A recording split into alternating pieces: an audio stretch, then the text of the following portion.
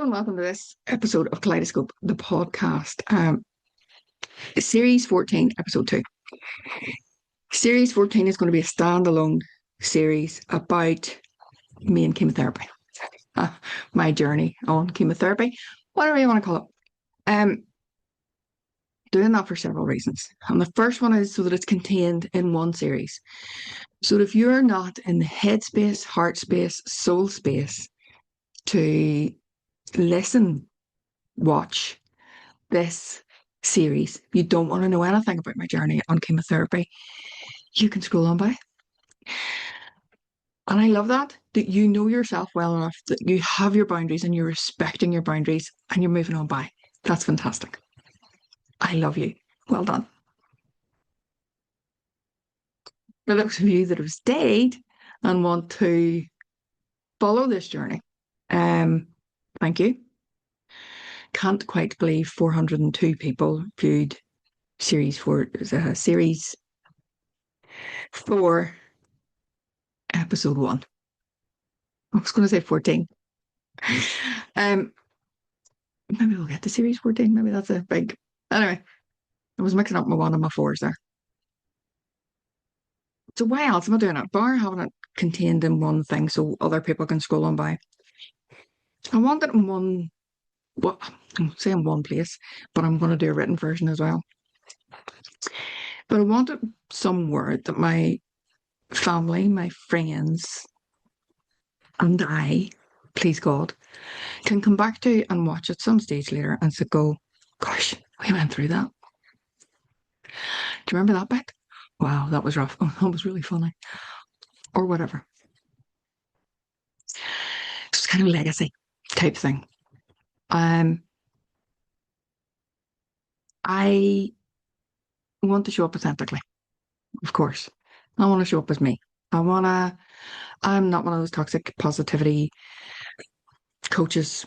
I'm an emotional well-being coach. And part of that is feel your feelings, whatever they are.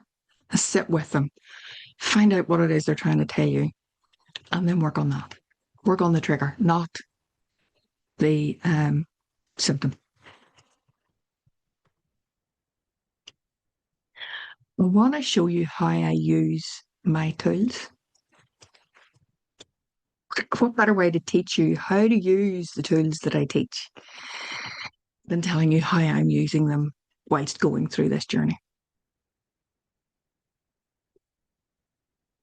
Because a lot of the times I'm teaching people in workshops, and if it's one of those where I've been blessed and been given 2 hours a week for 6 weeks, 8 weeks, whatever, where people can actually give me the real life scenarios and I can tell them how to use the tools in those scenarios, then a lot of it seems like theory, and it seems like, yeah, she's different from me. She doesn't live through what I've lived through, which is what I try to do with the podcast all the time, is show you real people who have experienced some sort of change and transformation in their life, whether by design or by accident, and how they've used a variety of tools, whatever tools they have found that work for them, so that you know you have options.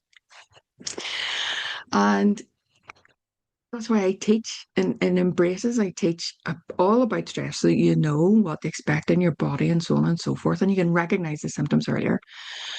We teach a variety of breathing methods, a variety of meditation methods, EFT tapping, redirect, which all about your mindfulness, all the various different tips and tricks and tools to help your sleep. And yeah, trust me, even with me knowing all that, there are times that I haven't been sleeping over this last week. Fortnight, right now. Thankfully it's back. So I want to talk about how the tools work when you're going through something really difficult.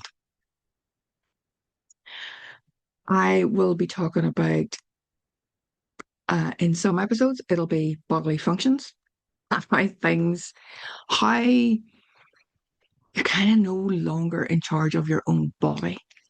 And the existential crisis and the cognitive dissonance that can cause.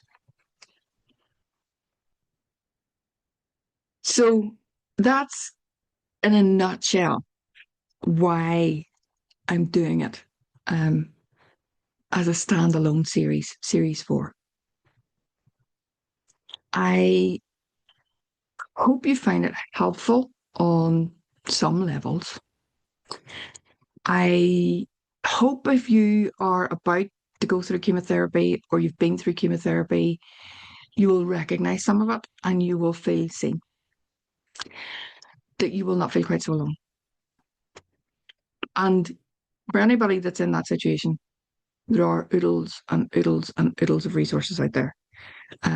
Macmillan has oceans of stuff, community forum where people can just go in and type up their stuff and go, this is how I'm feeling. And sometimes it's not even about looking for answers as such, just this is how I'm feeling. And it feels a bit pants. And having other people that understand. There are Action Cancer. I have oodles and oodles and oodles of resources as well. And I think you can get alternative therapies from both organizations if you're in that. You can access the resources they have, even if you're not going through cancer, but you're the friend of the person that's going through cancer or a family member. If you are affected by cancer in any way, you can access those resources. There are lots of other charities out there. Cancer Focus comes to mind. And there may be other charities that are local to you in your area that you know of that you can access as well. So some of these podcasts, I can't say it's going to come out weekly because it depends on my energy levels. There hasn't been one since the beginning of January because I was going through the treatment. I was started my treatment and had a really, really rough time the first weekend, the Friday, Saturday. And that meant that the beginning of this week that we're in now, the 30th of January, this whole week has been about yesterday and today are the days I felt the best. And they tell you that. They tell you, you'll be okay the first 2 days because you have that many drugs on board when you get your first treatment and that many steroids that you feel quite good the 2 days after. And then the 2 days after, you kind of feel really wrong. And then you start to get better. Things weren't that simple for me, as you can imagine. So I can't promise it will be weekly.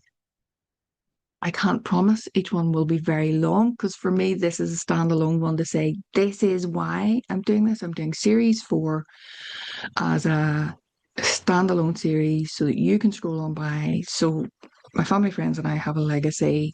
I'm showing up authentically. I am showing you how I'm using my tools, and it's going to be everything from bodily functions to existential crisis. Um, so sometimes when I'm discussing this stuff, it might be that I use nearly a full hour. Um, other days it might be 15 minutes just to say, here's what's going on for me now. Um, if you have any questions, I'd love you to ask and I will answer them as best I can, with the caveat that this is my journey and these are my reactions and my thoughts and my feelings. I cannot speak to anybody else's. There are hundreds, if not thousands, of types of cancer. And then there are hundreds, if not thousands, of types of treatment. So you've surgery, you've radiotherapy, you've chemotherapy, or the big three that we know of. There's also sound therapy and immunotherapy as well. Sound therapy, quite a bit less in the UK currently. Immunotherapy, I don't know whether it's very expensive or whatever, but they seem to offer you that last. And in my head, I kind of think they should offer you that first. They should when they really catch it early, or it's very, very small, they should be giving you the immunotherapy to boost your immune system to kill it off. But that's my thought. And I'm not a biologist, I'm not an oncologist, and I'm not a doctor. So I can't talk to anybody else's treatment. I can't talk to why something works better than other than the research that I've done. This is not meant to replace medical advice. It's not, it's just my journey. So you can certainly ask the question, but there will be lots that I'll maybe not be able to answer. And in those instances, I will direct you back to your own oncologist, your own GP, to Macmillan, and if you're not in the UK, I'm sure there are cancer charities where you are that have the same level of or give the same level of support and information that Macmillan and Action Cancer and Cancer Focus, etc. do. And I suppose I should mention with mine being the granulosa cell tumor, there's Ovacom, who were very, very, very helpful in the very beginning with my journey 10 years ago. 10 years ago. So Kaleidoscope is podcast, series 4, all about chemotherapy and me. Until next time, take good care of yourself. And yeah, ask me any questions.